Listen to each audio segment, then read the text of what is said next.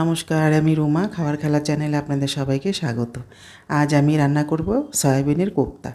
এবার সয়াবিনগুলোকে আগে গরম জল দিয়ে ভিজিয়ে ভালো করে চিপে নিয়ে গ্রেট করে নিয়েছি মিক্সিতে। এখানে একটা মশলার পেস্ট আছে, এখানে আছে বেসন আর কর্নফ্লাওয়ার। এবার সয়াবিনটাকে আলু দিয়ে আর মশলা ধনেপাতাগুলো দিয়ে ভালো করে মেখে নিব। তেল গরম হয়ে গেছে, এবার এই কোপ্তাগুলো বড়ার মতো করে ভেজে তুলে নিব। ধনেপাতাটা দিলে কী হয় বলুন তো, গন্ধটা খুব ভালো হয়। আর আলু সেদ্ধটা দিয়েছি আমি, বড়াটাকে ভালো করে সুবিধা হয় মাখতে। এবার যে তেল ছিল তাতে আরেকটু তেল দিয়ে দারচিনি, শুকনো লঙ্কা, তেজপাতা, গোটা জিরে ফোড়ন দিয়ে দিলাম। এবার ফোড়নটা যখন ভাজা ভাজা হয়ে যাবে, সুন্দর গন্ধ বেরোবে, এর মধ্যে আমি আলু দেব। আর আলুটা কিন্তু আমি সেদ্ধ করে নিয়েছি।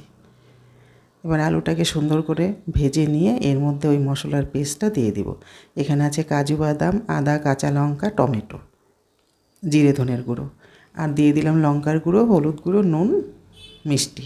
এবার সব দিয়ে একসঙ্গে ভালো করে কষিয়ে নিলাম। কষানো প্রায় হয়ে আসছে। ঝোলের জন্য আমি গরম জল করে রেখেছি। আর এই সয়াবিনের কোপ্তাটা কিন্তু খেতে খুব ভালো হয়। এটার কিমাটা কিনতেও পাওয়া যায়, কিন্তু আমি আর কিনে আনি না, আমি বাড়িতে করে নিই। এবার দিয়ে দিলাম গরম জল। এখনই আমি কোপ্তাগুলোও দিয়ে দিব। কোপ্তাগুলো দিয়ে ভালো করে একটু নেড়ে চেড়ে দিব। আর ঝোল অনেকটাই কিন্তু দিতে হয়, কারণ কোপ্তাতে অনেক ঝোল টেনে নেয়।